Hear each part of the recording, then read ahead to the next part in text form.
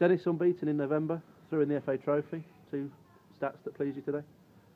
Yeah, I think so. I mean, obviously we want to stay unbeaten as long as we can. And I thought in the main today, if we're being honest, you know, we was pretty comfortable. Obviously in a cup tie, the last 5 minutes can sort of overwhelm the overall performance. I think their goalkeeper's had an outstanding game. It's been a pretty much storyline the last 4 games where we've, you know, created several good opportunities and not taken them. And when you're only 1-0 up at half time, they're still in it. They can regroup and come again second half. We get 2-0 up. The goalkeeper ain't had too much to do.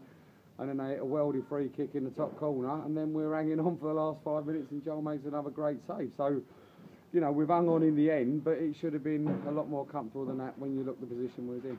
Once again, you had a lot of early chances. They came alive a little bit towards half-time and just after, and then again in the last 5 minutes, but pretty much the rest of it, you bossed. Yeah, I think so. I think it was another good performance, a nice solid performance. You know, and I thought the first 20 minutes, some of our football was outstanding. Nice slick, one-two touch passing, which created lots of opportunities. We just didn't punish them. You know, we only got the 1 goal. So, like I said, when you're only 1-0 in front, it's always game on. But at 2-0, I then felt comfortable. But then the free kick, the guys, yeah, I like to see it on the video because, you know, you couldn't have placed it in the top corner any closer. And the goal you did open the scoring with, well worth the entrance fee for anybody here today. Yeah, Rene, every time we seem to score a goal, it goes viral.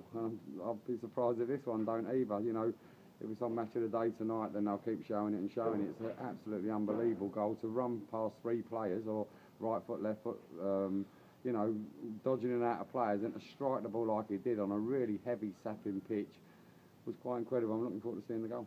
Dale South will put you 2-0 up, but then look like he might have sustained a bad injury, and that's got to be the low light for you today. Yeah, it looks a bad one, because when he pulls up like that, it's like the 100-metre sprinter. You know, when they're deep in your hamstring like that one looks, you know, you could be looking them up for 6 weeks, because, you know, if you come back early, you might not stretch your legs as much because it's playing on your mind, and then you become ineffective anyway as a forward. And if you have to wait and come back right, you could be looking at 6 weeks for something as deep as that. 13 goals, so you're going to miss him. Absolutely, you know, he's been a revelation in a sense, you know, to take a gamble on Dale. You know, to score 13 goals, he's done incredibly well this season. You know, I get on his case sometimes, but, you know, his goals ratio has been absolutely first class, and he strikes the ball so well. You see that on the penalty. But fortunately, you know, we've got McGee coming back, we've got Noosh coming back, you know, Sefu was suspended today, we'll be back next week. So, you know, that helps us. There's 3 forward players there that can come back in and, you know, cushion the blow, so to speak. But on top of that, we've got Garnes out next week. You know, Pidgey's struggling there. We've had to bring him off. He's got an ankle problem, so we could be really light next week, unfortunately. And after 6 unchanged games, it often happens like this. We're certainly going to have to make 2 changes, perhaps 3. Absolutely, we're going to have to make at least 2 changes. We're just going to have to try and wrap Pidgey in cotton wool, and hopefully he can recover from his ankle. You know, he's got severe bruising. We just got to hope there's no ligament damage, because that could be another, you know, 4 weeks out for Pidge. So no, you know, everything was going swimmingly. 6 games unbeaten, 6 games unchanged as a team, and now all of a sudden it looks like we're going to have to make some changes. Brackley next week, a side you've not fared well against at home in recent seasons, but you got a good win there. Second game of the season. They're struggling a little bit, no easy games, but you've got to back yourself at home.